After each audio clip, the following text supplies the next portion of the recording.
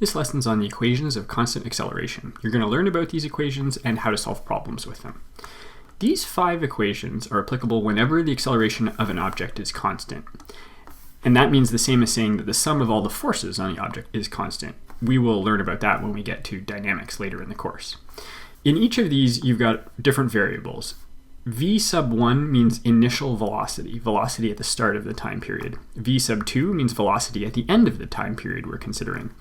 A means acceleration, and because acceleration is constant, average acceleration and instantaneous acceleration are the same, so we leave the subscript off entirely. Delta t is time, and delta x is displacement.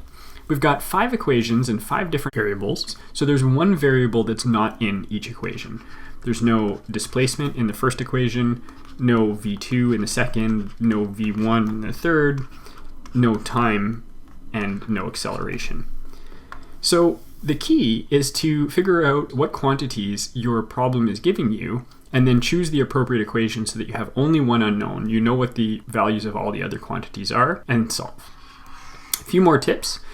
You should always start with a quick sketch to make sure you understand the situation. And it really doesn't need to be art. Something like this could indicate a car, or even this could indicate a car moving forward. You just want to be able to understand what's going on, and then you can put in information like this. You should record what you're given and what you're asked for, and then choose the appropriate equation. We'll do some practice in a moment. Also be on the lookout for hidden information. Sometimes the information is given to you in words, not in numbers. For example, starts from rest means that v1 is equal to 0.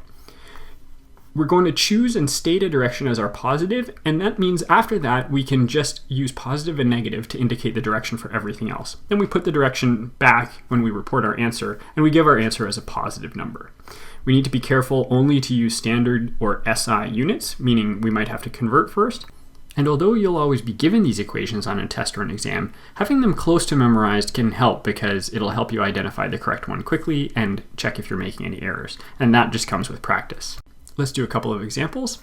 A sports car is tested on a straight road to determine its acceleration. It starts from rest, drives northward with constant acceleration, that means we can use those equations, and passes a marker 0.30 kilometers away 8 seconds later. Find the car's velocity as it passes the marker. Let's start with a quick sketch. We have our car starting here from rest, so v1 is equal to 0. Then it travels through a distance of 0.30 kilometers, and it does so in a time of 8 seconds. Then the question is, what's its velocity at that second checkpoint, 0.30 kilometers away? We're going to let north be positive because the car is moving in a straight line northwards. Let's look at what we've got. Well, we know that the displacement of the car over this time interval is 0.30 kilometers, but we want that in meters, so we're going to convert that to 300 meters. Remember, always use those standard SI units. We said that v1 is equal to 0. What we're looking for is v2. We don't have acceleration, but we don't need it because we have the time interval of 8 seconds, and there's our 3 knowns and 1 unknown to use with our equation. So we look at the equations and we determine that the one we're going to use is this one. Displacement is equal to v1 plus v2 divided by 2 times the time. At this point, there's 2 things we need to do. Rearrange algebraically and plug in our values to solve for the answer. Now, you could do that in either order. Students often want to plug the numbers in and then rearrange, but I'm going to suggest that it's often better to rearrange first, keeping them as variables, and then plug in afterwards. With the exception that if you know something is equal to 0, like here we know v1 is equal to 0, it's a good idea to cancel that out first. So we know that this is equal to 0. We get delta x is equal to v2 over 2 times delta t. Multiply both sides by 2 and divide by delta t, and I get 2 delta x over delta t is equal to v2. So now I can plug in. v2 is equal to 2 times 300 meters divided by 8 seconds. And when I put that into my calculator, I get an answer of 75 meters per second. Now let's take a look at our significant figures. We've got 2 significant figures in each of the quantities in the question, so that's a good place to leave our answer. So there is our answer. And given the way the question's worded, that's a fine place to leave it. But we're probably not used to thinking of sports car speeds in meters per second. So let's convert that to kilometers per hour. 75 meters in 1 second, and we want to get to kilometers per hour. So we know we need to get from meters to kilometers in the numerator. We need to multiply, therefore, by kilometers over meters, and we know that 1 kilometer has 1,000 meters. We want to get from seconds to hours, and we're going to do that in 2 steps. First, we'll go from seconds to minutes. We need seconds in the numerator to cancel with seconds in the denominator. 1 minute is 60 seconds. And now we're going to do the same thing again. Minutes in the numerator now to cancel with minutes in the denominator to get us to hours. 60 minutes in 1 hour.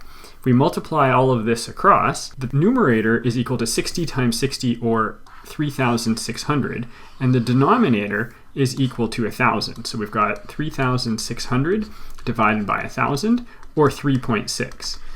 And if you look carefully at the units of this compound conversion factor, you can see that the units are kilometers over hours and seconds over meters, or kilometers per hour per meters per second. For every 1 meter per second, that's 3.6 kilometers per hour. Now, you can always do this process to convert back and forth between meters per second or kilometers per hour, but if you keep that in the back of your mind, it can help you do it quickly as well. So now if we solve this and we multiply across, we get 270 kilometers per hour. And that's still got 2 sig figs, so we're good to leave it there. One last thing we need to put in for our answers to be complete, because it asks for the velocity, is the direction. So north and north. Let's do one more example. We have a baseball traveling 94 kilometers an hour forward, striking a catcher's mitt and coming to a stop while moving 9 centimeters forward with the mitt. Calculate the average acceleration of the ball as it's brought to a stop by the mitt. So we're going to let forward be positive. Everything in the question is moving in the same direction. And let's draw a quick sketch. We've got the ball moving first at a speed of 94 kilometers an hour. Then it hits the mitt and is brought to a stop. The mitt and the ball move 9 centimeters forward. And at the end, nothing's moving. Okay, so let's look at what we know. We know that V1 is equal to 94 kilometers an hour. But we're going to need to change that into meters per second. We know that V2 is equal to 0. We know that the displacement is 9 centimeters, and it's still in the same direction, so it's still positive. That's equal to 0.09 meters. And what we're looking for is the acceleration. Now, let's convert this. We know from above that the conversion factor for kilometers per hour to meters per second is 3.6. We just need to make sure that we do it in the right direction, or you could always repeat the above process. So 94 divided by 3.6 in this case gives me 26.1 repeat meters per second. And I'm going to leave that in my calculator with all the ones and then round it later.